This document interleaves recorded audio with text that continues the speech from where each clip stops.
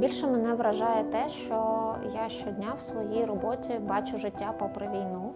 Найбільше мене вражає в роботі тоді, коли я можу знімати, як військові повертаються до своїх родин живими.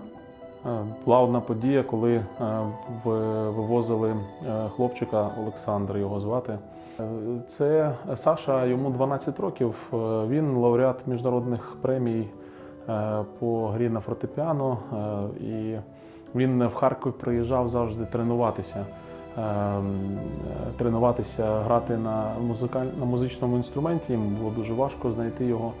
І волонтери зібрали кошти, купили йому фортепіано, і зараз він продовжує виступати в Європі, в Україні, в тому числі і на наших благодійних виставах. І він був дуже щасливий. Це одна дитяча мрія, але це дуже багато як символ незламності українського духу та підтримки один одного.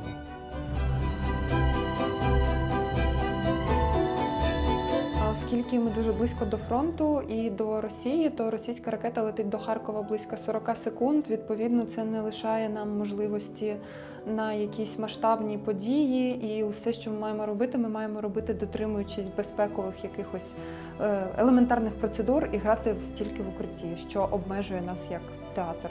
У нас зараз в Україні морози. Я приїхав на прильот, багато людей потребують допомоги. І я записував інтерв'ю на свій телефон і потримав руку без рукавиці десь 1,5 хвилини на вулиці. І, чесно кажучи, руку потім не відчував десь півгодини ще. Волонтери, гуманітарні працівники працювали з 2 години ночі до 10 ранку, поки не зробили весь об'єм роботи. Цей епізод дозволяє зрозуміти, наскільки стійке українське суспільство і активні громадяни.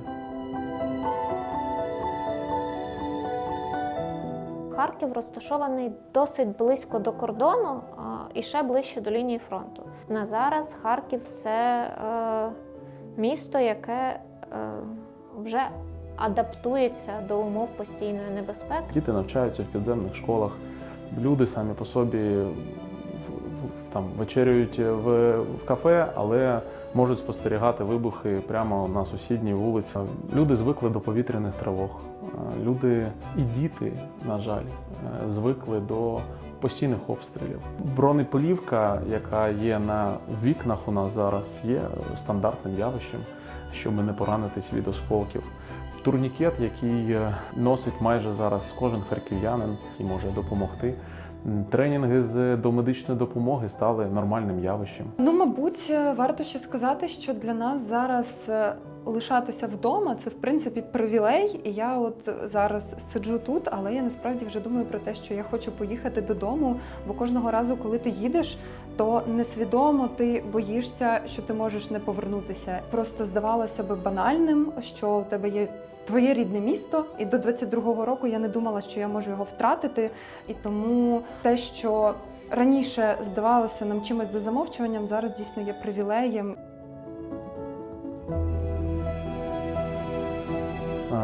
У мене немає мотивації, бо мотивація – це така річ, вона сьогодні є, завтра її немає. У мене є дисципліна, і у моєї команди є дисципліна. Дисципліна – приходити на роботу, дисципліна – допомагати людям, дисципліна – бути завжди там, де потрібно бути, з постраждалим населенням. Ця дисципліна вона дозволяє робити системну справу і робити її швидко, дуже важливо. Тому єдина моя мотивація, яку я бачу, це люди, які вдячні нам. Звісно, я боюся за своє життя. Це нормально, але страх – це не привід не робити свою роботу в умовах повномасштабної агресії. Якось українці можуть адаптуватися, здається, до всього. І кожного разу ми дійсно дивуємося, що і це ми теж вивезли, і це ми можемо якось перетравити і рухатися далі. Але, звісно, що хотілося б не мати цих обставин, а просто мати поле для розвитку, а не лише для виживання.